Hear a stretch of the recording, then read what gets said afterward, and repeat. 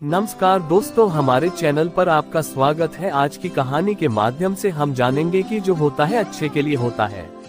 एक बार एक भक्त हर रोज मंदिर आता, श्रद्धा भाव से मंदिर में काम करता। उसे साक्षात प्रभु के दर्शन होते थे। एक दिन कहने लगा कि प्रभु, आप दिन रात यहाँ खड़े रहते हैं, ऐसा करे कि आप घूम फिर आए, मैं आपके स्थान पर जहाँ खड़ा हो जाता हूँ। भक्त के बार बार आग्रह करने पर भगवान बोले, चलो ठीक है, लेकिन तुम चुपचाप यहाँ खड़े रहना। कोई भी भक्त आकर कुछ भी विनती करे, पुकार करे, तुम कुछ भी सही गलत होते देखो, लेकिन फिर भी तुम चुप रहना। मैंने मंदिर में आने वाले हर भक्त के लिए उचित प्रबंध पहले से ही किया हुआ है। भगवान भक्त के आग्रह पर भक्त को वहाँ खड़े कर स्वयं चले गए। कुछ समय के पश्चात एक धनवान सेठ मंदिर में आया और कहने लगा कि प्रभु, इस बार भी मुझे धंधे में फायदा हो, ऐसी कृपा कर देना। ईश्वर से फरियाद कर वह जैसे ही जाने लगा, उसका पैसों से भरा पस मंदिर में गिर गया।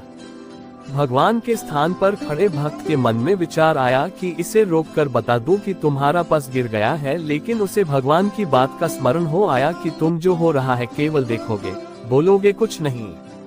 उस धनवान सेठ के पश्चात मंदिर में एक गरीब व्यक्ति आया जिसकी पत्नी बहुत बीमार थी।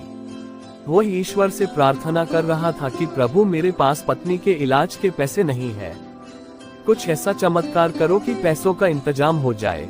उसी समय उसकी नजर धनवान सेठ के गिरे हुए पस पर पड़ी। उस गरीब व्यक्ति ने पस उठाया और उसमें पैसे देखकर कहने लगा कि प्रभु, आपकी लीला अपरंपार है।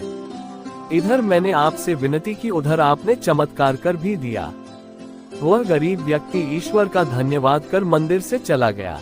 भगवान के स्थान पर खड़े भक्त ने इस बार भी उसे रोकना चाहा कि इस पस का जहां गिरना ईश्वर का चमत्कार नहीं, बल्कि यह तो उस सेठ से गलती से गिर गया है। लेकिन भगवान की बात का स्मरण कर चुप रह गया। उस गरीब व्यक्ति के पश्चात मंदिर में एक व्यापारी आया जो कि अपने व्यवसाय के लिए समुद्री जहाज से दूसरे देश जाने वाला था। वह ईश्वर से कामना करने आया था कि उसकी यात्रा सफल हो।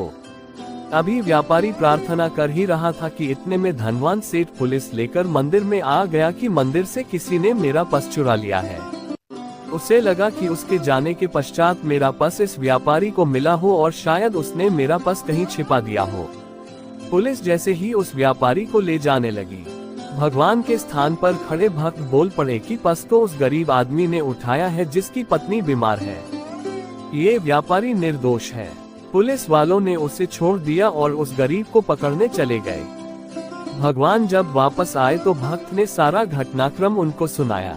उसे लगा कि भगवान उसे इस कार्य के लिए शाबाशी देंगे, लेकिन भगवान कहने लगे कि मैंने तुमसे कहा था ना कि तुम चुपचाप जहाँ खड़े रहना, लेकिन तुमने सच्चाई बताकर सब गड़बड़ कर दी। वह धनवान सेठ लोगों को लूटकर उल्टे सीधे तरीकों से धन अर्जित करता था। अगर उस गरीब की पत्नी का उसके पैसों से इलाज होता तो अनजाने में ही सही उसे उसका पुण्य मिलता। दूसरा, इतने पैसों के खोने से उसकी धन संपदा में कोई फर्क नहीं पड़ता, लेकिन उस गरीब के लिए वह धन बहुमूल्य था। इससे उसकी पत्नी भी बच जाती और कुछ दिनों के लिए उसके घर का राशन भी चल जाता। तुम्हारे कारण वह गरीब आदमी अब जेल में रहेगा और उसकी पत्नी का इलाज में भी कठिनाई आएगी। उस व्यापारी को आज समुद्री जहाज से यात्रा करनी थी, लेकिन आज समुद्र तूफान आने वाला है जिसमें ये यात्रा करने वाला था, वह जहाज डुबोने वाला है।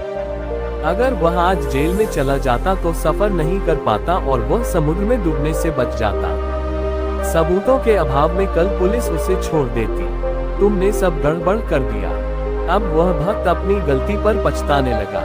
मित्रों, सच ही कहते हैं कि ईश्वर जो करता है अच्छे के लिए करता है। हमारे साथ जीवन में कई बार ऐसा होता है, जब कोई विषय परिस्थिति आती है, हम झट से ईश्वर को उलाहना देना शुरू कर देते हैं कि हे भगवान, मेरे साथ ऐसा क्यों किया। लेकिन कुछ समय बाद हमें लगता है कि अगर हमें उस समय ईश्वर ने ऐसे हालातों में ना डाला होता तो हम कामयाब नहीं हो पाते।